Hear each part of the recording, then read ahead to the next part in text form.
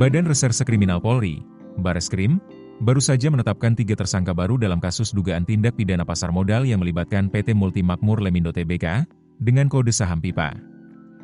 Brigjen Pol Ade Safri Simanjuntak, Direktur Tindak Pidana Ekonomi Khusus Bareskrim, menjelaskan bahwa ketiga tersangka berasal dari unsur internal PIPA serta pihak-pihak yang terlibat dalam proses penawaran umum perdana saham atau IPO.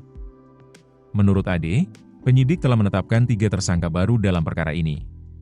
Ketiganya adalah BH, mantan staf unit evaluasi dan pemantauan perusahaan tercatat 2 divisi penilaian perusahaan 3, PP3, di Bursa Efek Indonesia, DA, yang berperan sebagai financial advisor, serta RE, yang menjabat sebagai project manager PT Multimakmur selama proses IPO. Penyidik menduga PT Multimakmur tidak memenuhi syarat untuk melantai di Bursa Efek Indonesia.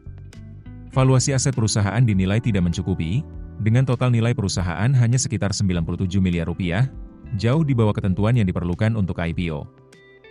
Proses IPO tersebut dilakukan melalui PT Shinhan Sekuritas sebagai penjamin emisi efek atau underuriter.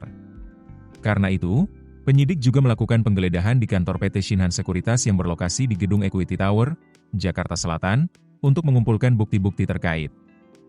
Kasus ini merupakan kelanjutan dari penyelidikan sebelumnya yang menjerat Direktur PT Multimakmur Lemindo, Junaedi, serta mantan Kepala Unit Evaluasi dan Pemantauan Perusahaan tercatat 2 divisi PP1BI, Mugi Bayu.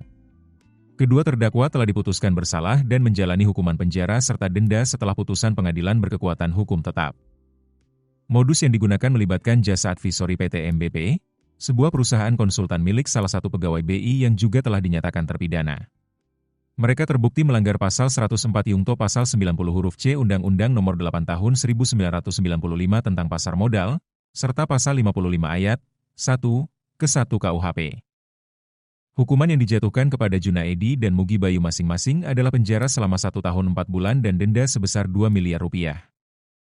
Itulah rangkuman terbaru mengenai penyidikan kasus saham gorengan PT Multimakmur Lemindo. Kami akan terus memantau perkembangan selanjutnya. Terima kasih telah menyimak. Download aplikasi Kontan sekarang di App Store atau Play Store. Keputusan bisnis terbaik datang dari data, bukan tebakan. Mudah berlangganan Business Insight dengan subscribe with Google.